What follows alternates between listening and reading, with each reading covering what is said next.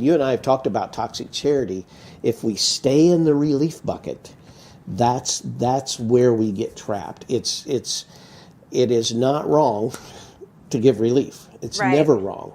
But the toxic charity premise is if you come for relief every week, every day, it's dependency at that point.